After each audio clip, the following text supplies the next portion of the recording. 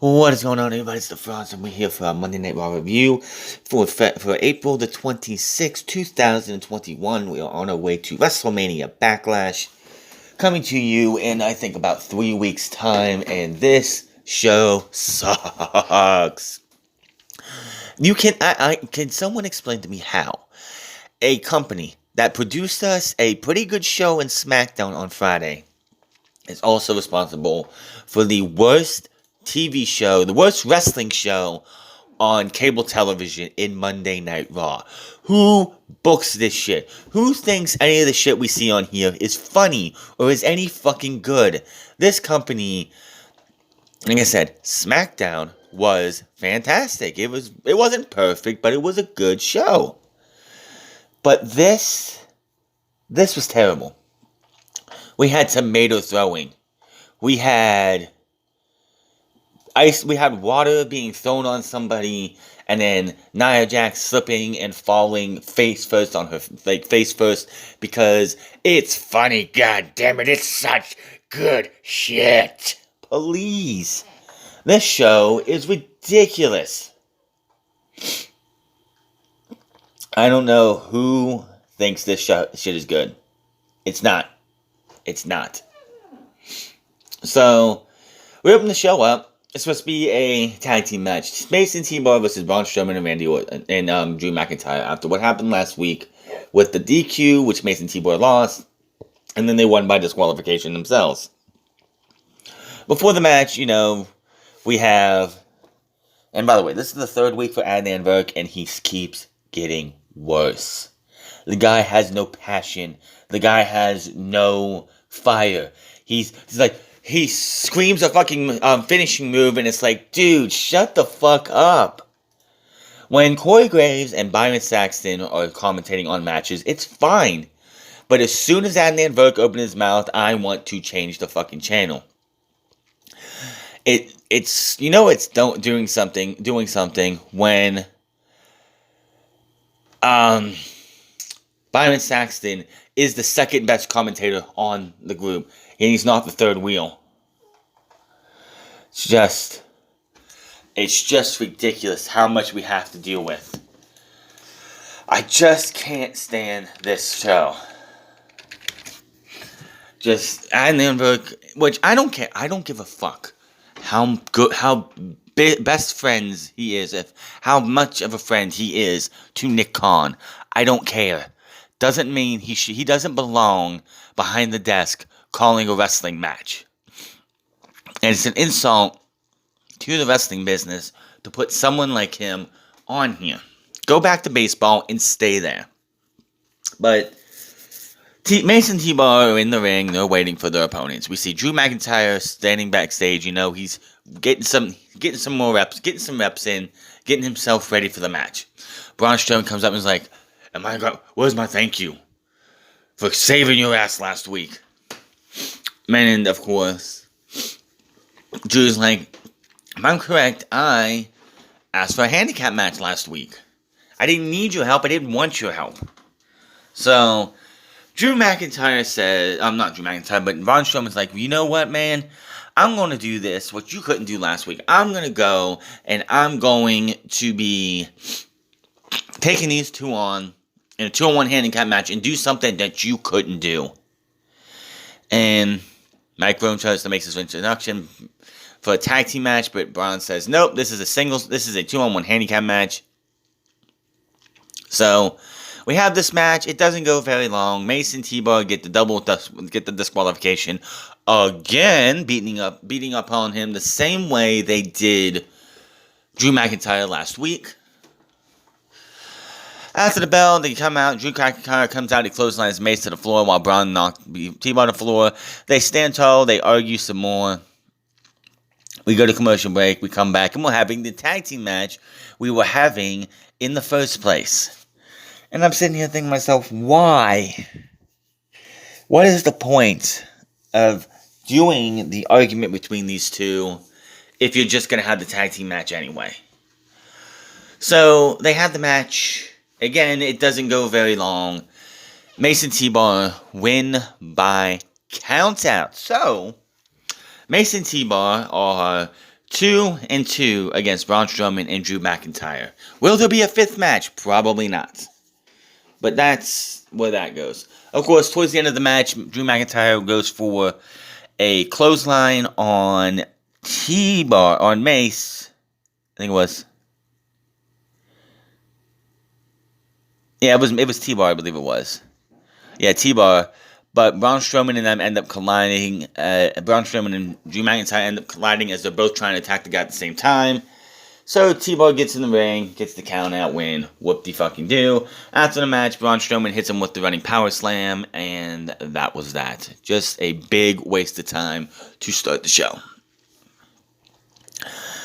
Then we go to Drew McIntyre approaching Adam Pearce. He wants Braun Strowman in a match tonight. Pearce says he can do that, and Drew immediately walks off. So wait a minute. You can do that when it comes to Drew McIntyre versus Braun Strowman, but on SmackDown when Cesaro wants a Universal Championship match, you just can't do that right on with good faith. You can't. You just can't. So then we have Miz, and Morrison's back with his dumbass fucking hairdo. I don't know whoever told him that was a good fucking idea, but hey, it's his hair. He can do what he wants. They have Miz TV with John Morrison, The Miz, Jackson Ryker, and Elias. As Miz, Elias, and Ryker are going to be taking on The New Day and Damian Priest. I don't even want to get into this. This was trash. Just absolute trash. They do congratulate Bad Bunny for selling out his 2022 concert in minutes. Good for them. Hey, WWE. He was actually able to sell out his concert in his entire tour in minutes. You couldn't even sell out WrestleMania until the final seconds. Just saying. So, they're starting to do the version of Hey Hey Ho Ho without music. Absolutely terrible. Ryko is rapping. Terrible. The lights go out, and out comes Damian Priest with a fiery entrance. Priest takes the mic and ends the interrupting The New Day. He says, "This is the kind of concert you have to come out here and watch in person, just like I got to see Miz lose to Bad Bunny at WrestleMania." And he says, "We got a little surprise for you." Out come The New Day. Xavier Woods has got the guitar case again. So they walk to the ring. They set the guitar case to where they can open the lid without them seeing inside. They open it up, and there's fucking tomatoes. Tomatoes! Because, yeah, throwing tomatoes, grown men throwing tomatoes at other grown men is fucking hilarious, said nobody fucking ever. This is 2021, and we're still seeing stupid shit like this. I can't even. This is the best they got for me. Just, wow, I can't even with this company. Tomatoes. Terrible concert and tomatoes. I just can't even right now.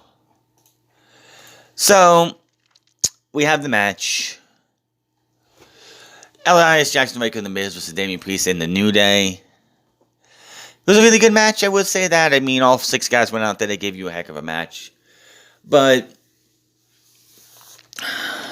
Woods rolls at Ryker for the pin and the win. Really couldn't care less. You know, last week everyone was praising Matt Riddle versus Randy Orton. Best match of the night. Best match of last week's show. We didn't have that type of match this week. We didn't have a barn burner. We didn't have a Daniel Bryan and Cesaro versus Jey Uso and Seth Rollins type match. We didn't have a Randy Orton versus Matt Riddle. This was decent, but that was about it. Then Priest and the New Day begin celebrating. They continue. And then we go backstage and we see SmackDown official, apparently, but a WWE official, Sonya Deville, walking backstage. Being a little shady, being sus, being a little sus, as they say. She goes to some doors. Opens it up. We don't see anybody. She looks in. In walks Charlotte Flair, who hasn't even been gone a full week. She didn't get suspended until right after the show went off the air last week. So, Charlotte is back already. So much for that dental work, so much for her doing something. All I know is, give me a fucking break.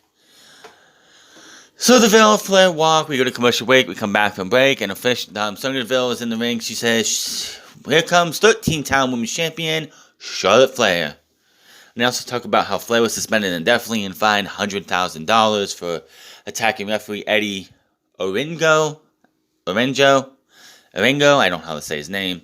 He's also in the ring already. Deville introduces him and says he was the referee for the match. It unfortunately ended in a bad way last week. We get a video package of replays. Deville talks about Flair being suspended indefinitely in the fine. Says Pierce's decision was a bit rushed and says she doesn't think Flair got a chance to give her side of the story. And she tells Flair to give it now. And I'm thinking to myself, what side do you fucking need? Yes, she lost. Yes, Rhea Ripley screwed her out of the match. Well, distracted her. Doesn't mean you go out of your way to beat the hell out of the referee. There is no fucking side for Charlotte. Charlotte got suspended. Should have been suspended for at least a month. And coming back after WrestleMania Backlash. But no, she's back 1 week later. Go fucking figure. She says she thanks Deville and admits the error of her ways. She apologized to management in WWE Universe, but most importantly, Eddie, for her childish ways. She says she doesn't understand what happened. Instincts took over, but she's here tonight to take the high road. Admits her wrongs, addresses him, and apologizes for putting his hands on him, and manhandling him last week. He says, I accept your apology. I didn't see Raw Women's Champion Rhea Ripley interfering. If he did, Flair would have won the match. Deville says Flair has already paid her fine in full, and she's happy to announce that the suspension has been lifted. Deville announces that Flair will also return to the ring tonight, and Eddie will be the referee for that match. And Flair says, Eddie just said last week was his mistake, and he needs to apologize to her. He does, but he's not thrilled, and she says, good boy. If that ain't an SJW moment right there, I don't know what is. They exit the ring. Flair's music hits. She smokes while strutting. Eddie looks concerned in the ring, unhappy. Flair and Deville stop backstage at Pierce in gorilla position. Pierce is upset and asks, what the hell was that just now? Deville says it was a last minute thing. She tried to find him. She apologizes. Pierce says he might accept that apology if he actually believed it. He storms off as Deville and Flair look on. Clearly, they're going with the power struggle between these two. I don't know what's going to happen or how they're going to do this, but somehow, some way, Adam Pearce is probably going to be running Raw in the near future, and Sonya Deville will be running SmackDown, and that's it. There will not be Pearce on both shows and Deville doing both shows. Even though Deville, since she's been back, has only really been on SmackDown until this week. So yeah, they're clearly doing that. There's going to be a thing where maybe Triple H, maybe Stephanie comes out. They're going to have a big argument or something. Maybe Vince comes out and they're like, well, we're going to have you guys pick people and you're going to have a match, or they're going to do something or whatever. And Sonya's going to be on SmackDown, or they can have a match and the winner's person picks which brand they get to run while the loser runs the other one. Out comes United States Champion Sheamus for a title defense for his open challenge in quotation marks. Back from break, and Anna Pierce is on the phone with somebody talking about Sonya having too much power in the back. Braun walks in and points out how Randy Orton lost the number one title match the last couple weeks ago, with Drew, won, and Braun, not Braun. Braun wants to be put in the WWE title match at WrestleMania Backlash if he beats Drew tonight. Braun asks if he needs to check with Sonya Deville first. Pierce ends up making the change official, and Braun storms off. We go back to the ring and out, and Sheamus on the mic. We see a video of him beating up Humberto Carrillo. Came out to answer the open challenge, but Sheamus just destroyed him without having a match. Sheamus says that beatdown is proof that the Celtic Warrior is back and better than ever. He's going on about being a dominant, how he proved against Carrillo last week. Sheamus says he's doing it again tonight. So if you don't you're like a front row seat to your own funeral, come out, but realize this: the title will not be on the line. Out comes Humberto again. I'm pretty sure he called him Dumberto. Just the way his accent is, it sounded like he called him Dumberto. Sheamus asks Carrillo if he's serious about the second about it. So, are you loco, S.A.? He says Carrillo had his opportunity. He's not going to fight him. He throws his hat at him to distract him and starts beating up on Humberto. Sheamus talks some trash in the mic, but Carrillo attacks him and ends up sending him to the floor, then drop kicking him off the apron twice. Carrillo nails a suicide dive to send Sheamus over the announce table, and that was that. Sheamus is furious and dazed as he tries to recover. Carrillo marches up the ramp as Sheamus throws a fit at ringside. How can we get excited about Humberto Carrillo being in any feud? Name me the last feud that Humberto Carrillo actually won. That's right, you can't. Because he hasn't. You can build this guy up as a badass babyface, someone who stands up for what's right and everything else, but we all know it's the same. It's the second verse, same as the first. He gets beat every single time. So why do you think I'm going to take this guy serious whatsoever? So yeah, Sheamus, I'm sure Sheamus will take him on in an actual match here soon. And then Sheamus will beat him, and then we'll move on to somebody else. Kevin Patrick lost MVP and WWE Champion Bobby Lashley backstage, asking about the possible WrestleMania Backlash challenge. MVP interrupts and says Patrick likes dealing hypotheticals, and nothing has been changed yet. He goes on and says he and Lashley have some grievances to go public with tonight. He taunts Patrick and says, you know what, I could give you a big juicy scoop right now. Do you want one? But I won't. And walks off like that. Back from break, and Raw Women's Champion Rhea Ripley is with Charbot, asking about Charlotte return. She says Flair's apology never means anything, but she was glad to see her get fined $100,000. She's glad Flair is back and hopes one day our paths cross, but she's focused on tonight's 6-women's tag match while Flair's off playing with the referees. She was busy remaining Raw Women's Champion, and she walks off. Is it just me? It probably is just me, probably not, but has Rhea Ripley's promos kind of taken a downward spiral since she moved to the main roster? I don't know what it is, but it just feels like she's just, I know it's probably the writing, and yeah, that's probably what it is. It's probably the writing, probably WWE booking her that way, but yeah, she's a heel, and she's got to be a heel, even though she should have been the biggest babyface coming up, but of course, Asuka has to play babyface, so that's what they had to go with. So we have Lashley in the ring with MVP. We see what happened at WrestleMania. Even though that was 3 weeks ago, we don't need to see WrestleMania highlights again and again and again, please. I hit the title match at WrestleMania Backlash, and Lashley recalls the big title win at WrestleMania, and how he commanded respect after that. The respect he received from the crowd after not having them a year felt great.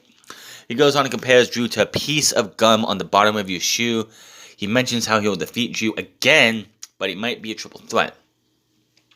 MVP speaks up and wonders why WWE would treat their champion like this. Any decision must be ran by him first, or it's intentionally disrespectful. MVP says it's disgusting, not fair, and unacceptable that Lashley would be able to lose the WWE title without getting beat at WrestleMania Backlash. Lashley says Drew and Braun both know he can take them on one-on-one contest at any time. He says he's going to come out during tonight's main event to take a closer look on his investment. Says after chasing the WWE title for 16 years, he will leave Backlash with the title. Says Lashley has spoken, and that's the promo. And that's it. So, yeah. We'll get on to the main event here when it gets there, and that is, of course, Braun Strowman versus Drew McIntyre for Braun Strowman's chance to get into WrestleMania Backlash. Now, we see how Randy Orton got beat by Matt Riddle in a big upset last week. Kevin Patrick is backstage with Riddle on his scooter. Riddle feels awesome over the last week. He's like riding in the cloud, not 9, but 12. Says Orton is a legend and apex predator, which he doesn't know what that means. And Orton is a snake that he took and smushed below his foot. Orton appears, he doesn't know what planet Riddle is from. Orton says they have nothing in common. Of course, he keeps saying, we're from Earth. Orton doesn't like it. He admits he underestimated Riddle last week and was planning to teach him some respect, but he ended up getting some of respect from Orton. Orton brings up how Riddle suggested them being RK Bro last week in the tag team. Orton hates to admit it, but his name is kind of catchy. Orton asks Riddle what he thinks about giving his try tonight. Riddle has many ideas, including matching snakeskin Speedos. Orton hushes him, says, let's see how things go tonight, and then maybe we'll have a chat. Orton walks off, and Riddle's excited. Back to commercial break. So, about 5 years ago, coming out of Royal Rumble, we had a little tag team called Y2AJ, which was, of course, AJ Styles and Chris Jericho. It was used to get them built up for their match at WrestleMania that they were going to have. It lasted, I think, 2, maybe 3 weeks. They even had these generic shirts that said Y2AJ on them. And, of course, Chris Jericho turned on AJ Styles a couple weeks, like I said, about, I think, 3 weeks into the tag team and set up for a match at WrestleMania. So, that's where I see this going. Back from break, and we see what happens with Mandy Rose and Dana Brooke with the women's tag team champions, Nia Jax and Shayna Baszler, and how the distraction allowed Lana and Naomi to pin the champions last week. And in the title match, we see Baszler, Jax, and Reginald talking now. Jax rants about Charlotte Flair returning and says she's a spoiled brat that WWE enables, which absolutely is true. I mean, all she has to do after brutally beating a guy, which I don't care if you're a man, woman, or child, well, a man or a woman, if you're somebody like that, you're going to beat the hell out of somebody like that as much as you got to. You're going to hurt them.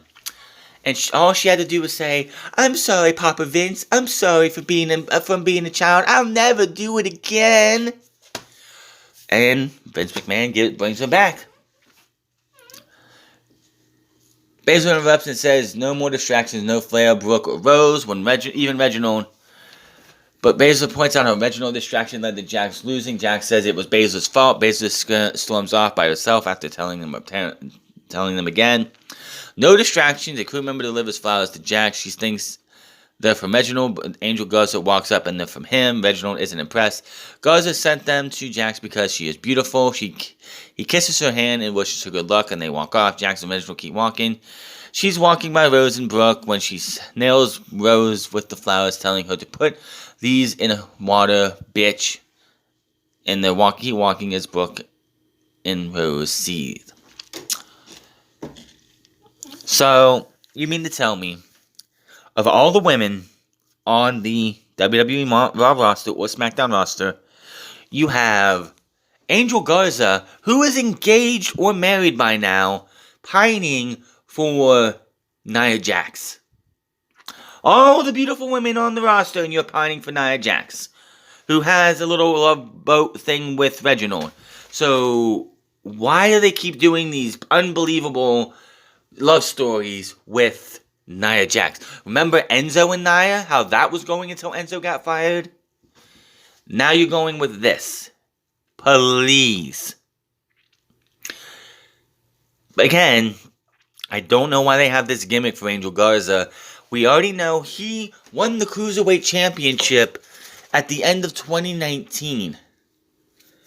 And during the commercial break, got down on one knee and proposed to his girlfriend.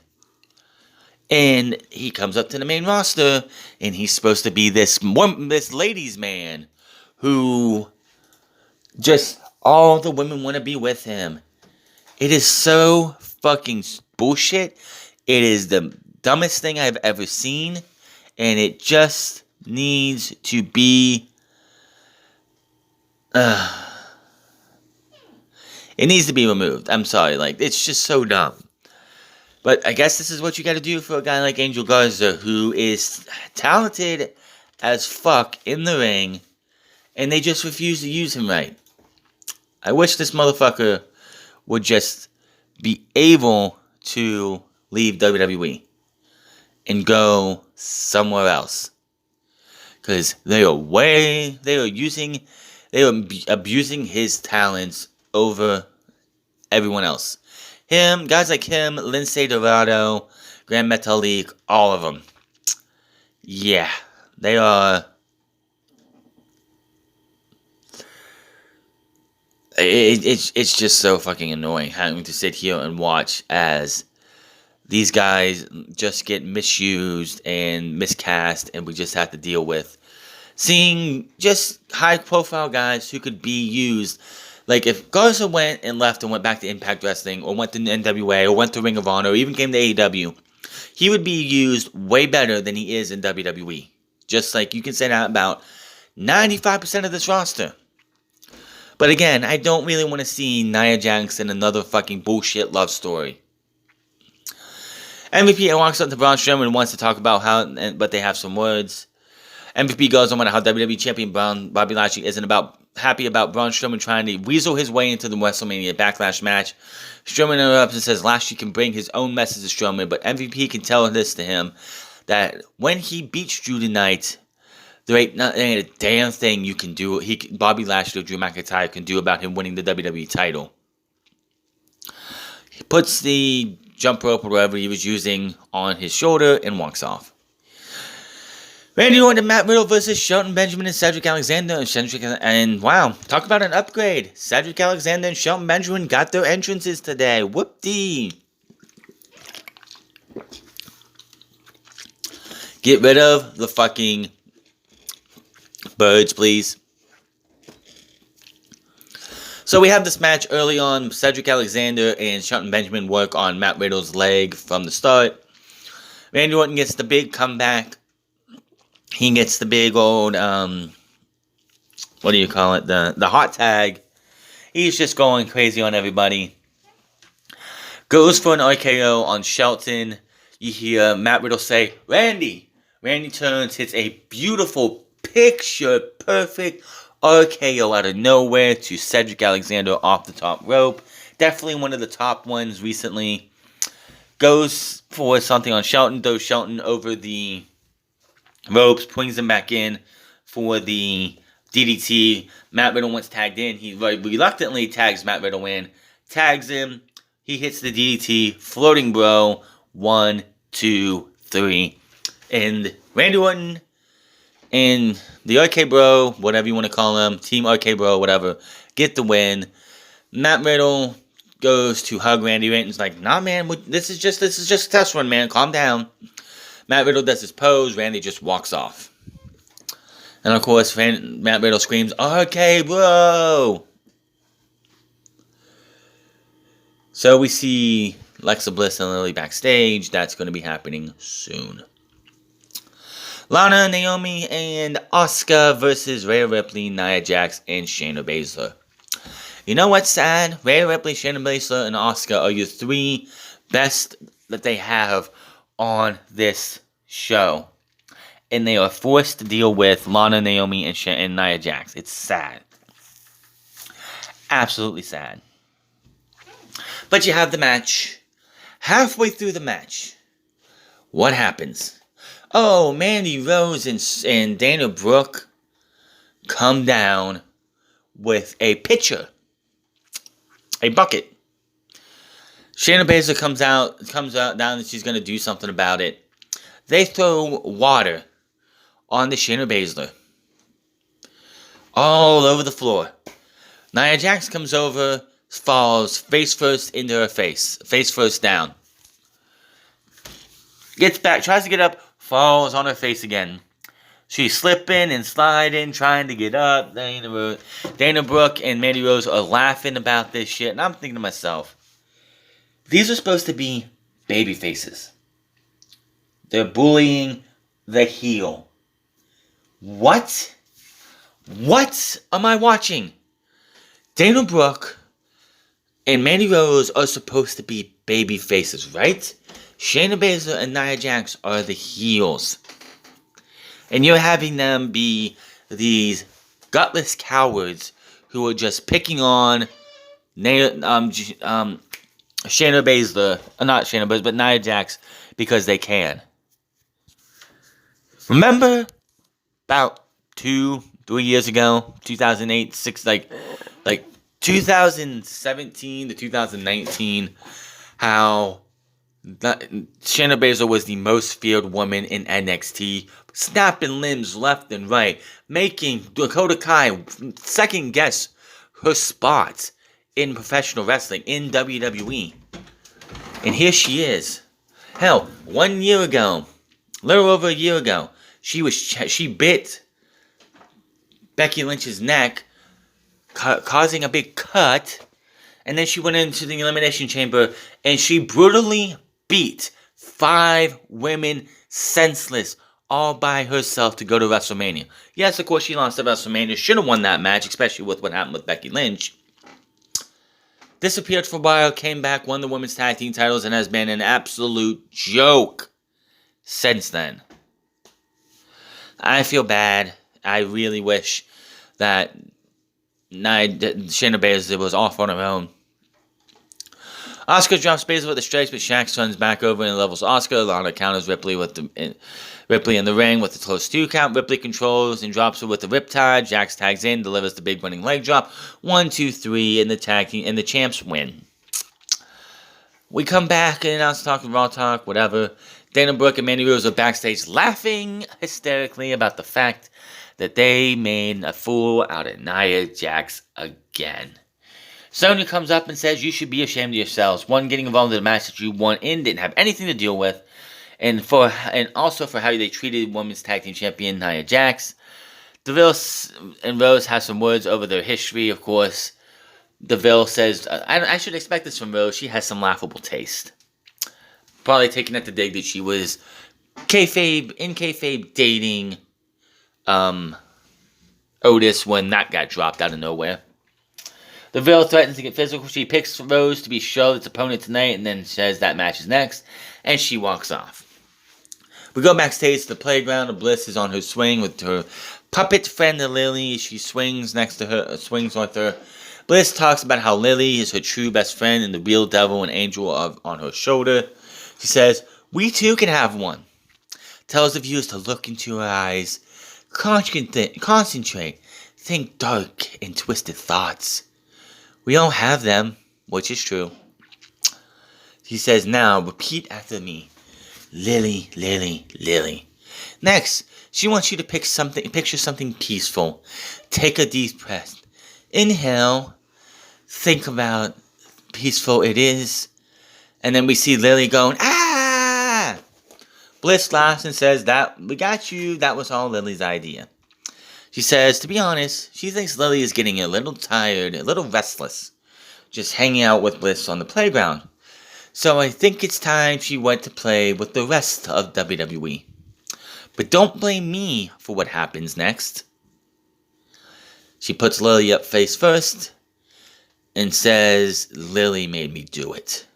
Starts laughing again. Camera goes to the Lily laughing scene and snapping at the camera. And then that was that.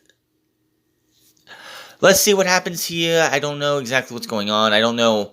Are we going to get a Fiend version of Alexa Bliss? Maybe they're doing these vignettes for now because they don't have her attire or get up ready for a Fiend. Alexa. And then we go to Charlotte versus Mandy Rose. I'm going to be honest here. This match was boring, and I was just so tired of it. Flair yells at Eddie, apparently accusing him of a slow count. She backs him in the corner and yells at him again about a slow count. Rose rolls her up for a 2. Rose follows up with a big knee strike for a 2. Flair catches Rose in the corner, hitting a backbreaker, and then setting her face first in the turnbuckle. Follows right into the natural selection for the pin and the win. She has Eddie open the ring ropes for her. She makes her exit, and Brooke checks on Rose. Blah, blah, blah. I'm so tired of seeing Charlotte Flair. Charlotte Flair has had her time in the sun. She had been on the main roster for 7 years. Right? No, 6 years. I'm sorry, 6 years. 6 years. 13 championships. That's 2.1 championships or 2.2 championships a year. Yeah, we don't need her to be... She needs to start putting other people over. Patrick stops Drew McIntyre backstage and asks him about tonight's main event. Drew brings up Braun Strowman getting handouts and says he's a monster and a monster complainer. He goes on and says Braun is going to screw up his title shot at Backlash. Drew says tonight ends one way. With a Claymore, Drew walks off and goes to the commercial. We get an Announcers Plug World Wish Day. Don't really care. Braun Strowman versus Drew McIntyre. This was two beefy boys going out there beating the bejesus out of each other. Need I say any more? Not really. But the ending goes like this. Of course, Bobby Lashley wants a one-on-one match. He's already got Drew McIntyre, nothing he can do about it. But he can do something, him and MVP can do something about making a triple threat, stopping that.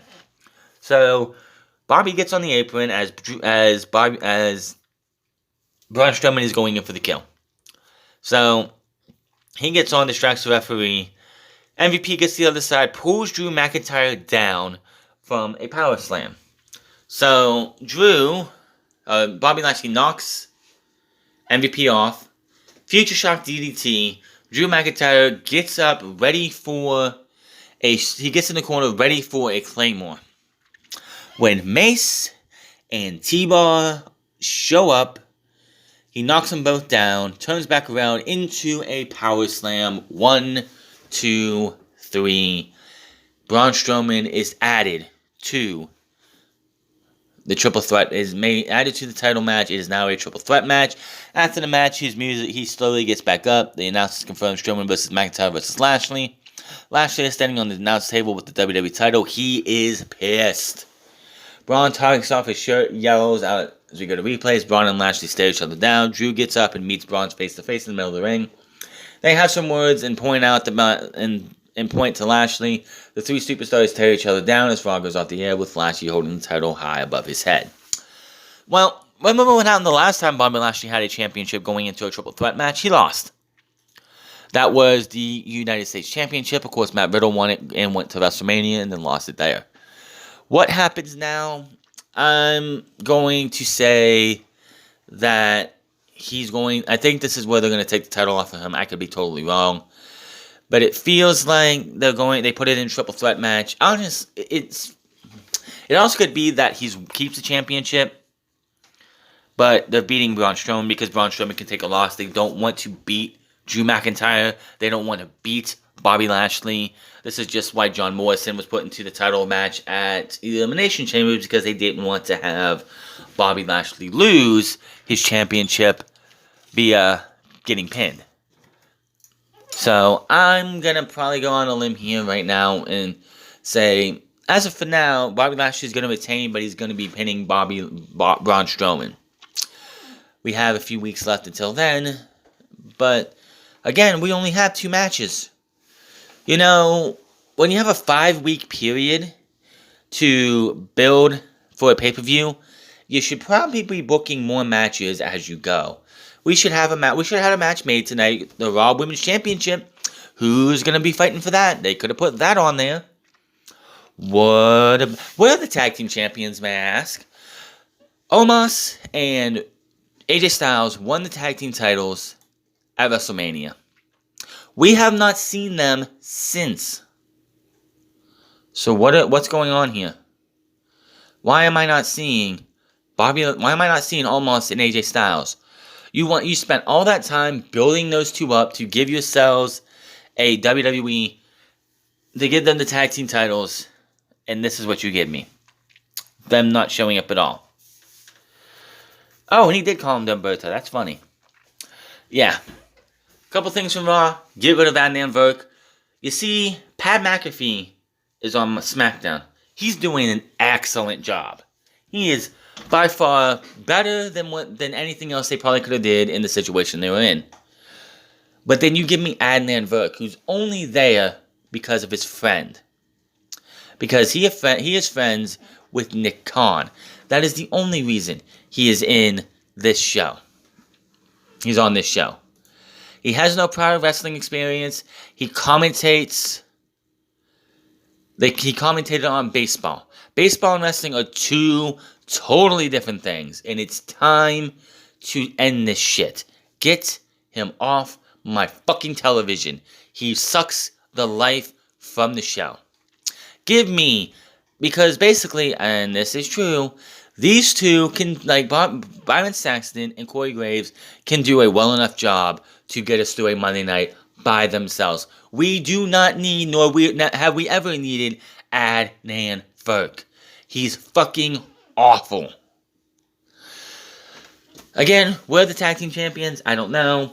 The women's championship, it's either gonna be a match between Asuka and Rhea Ripley. It's gonna be Charlotte Flair getting her match because Charlotte Flair is the daughter that Vince McMahon really wishes his daughter was. Charlotte Flair is the daughter Vince McMahon doesn't have. Yes, I know he has Stephanie, but Stephanie can't wrestle. Stephanie could never wrestle. But Charlotte Flair can, and Charlotte Flair is just the ideal woman for Vince McMahon. That's why she gets all those opportunities. That's why she is a 13-time, going to be 16 very, very soon, women's champion. But yeah, that's all we got to deal with.